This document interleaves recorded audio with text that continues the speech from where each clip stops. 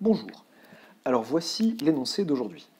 Soit un, la suite définie par u0 égale 0, et quel que soit n appartenant à grand N, un plus 1 égale, distinction de cas, 2u indice n sur 2, le tout plus 1 si n est pair, ce qui permet du coup de prendre u indice n sur 2, et un le tout plus 1 si n est impair.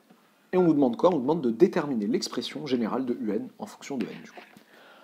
10 minutes maximum me paraissent raisonnables pour réfléchir à l'exercice avant de regarder la correction. Correction.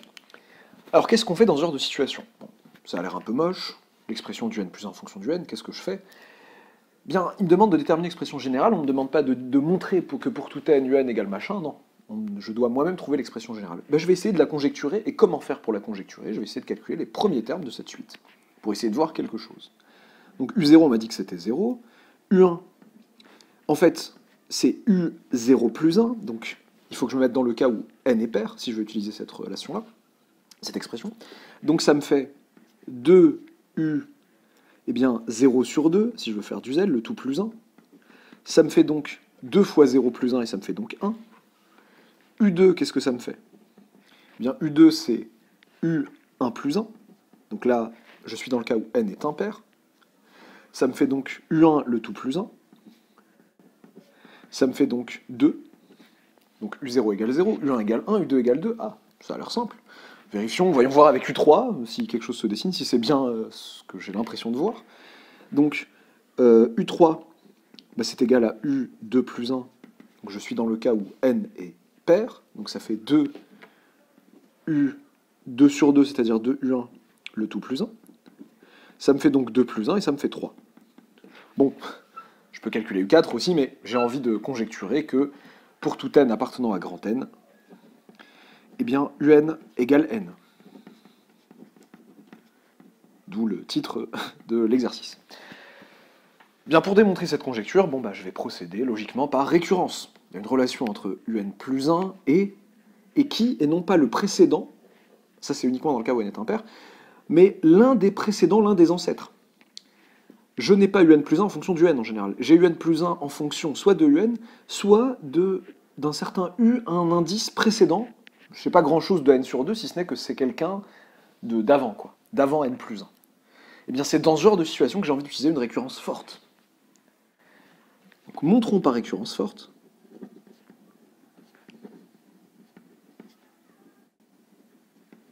eh bien, que, quel que soit n appartenant à grand N, un égale n. Ok, initialisation. Bon, l'initialisation est assez rapide ici. u0 égale 0 par hypothèse. Ok, hérédité. C'est là qu'il faut bien la formuler. Eh bien, supposons que pour un certain n appartenant à grand N,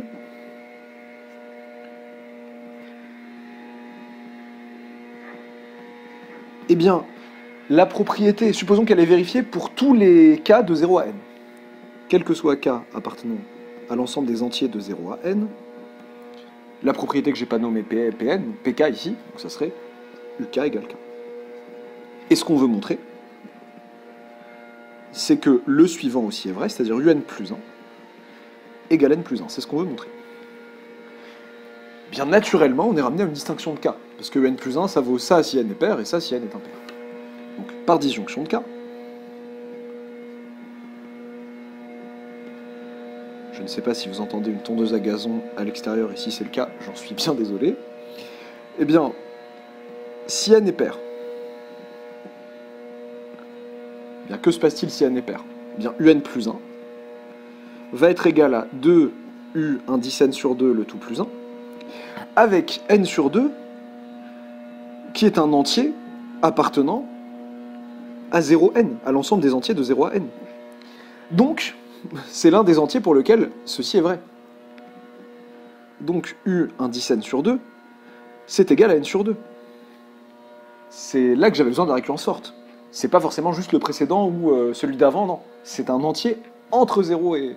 Enfin, le rang concerné, c'est un rang entre 0 et n.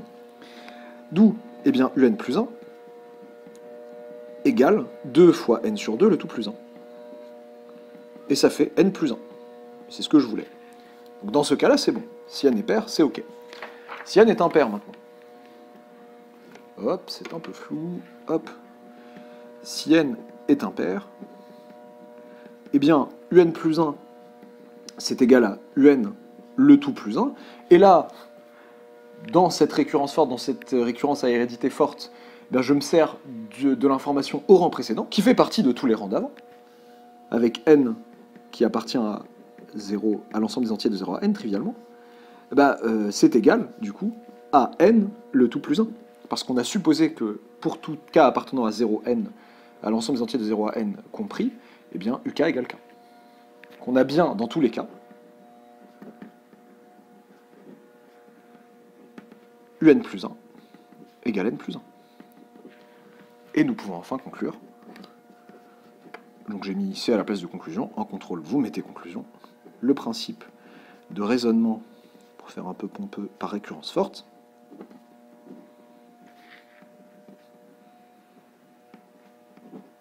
nous permet de conclure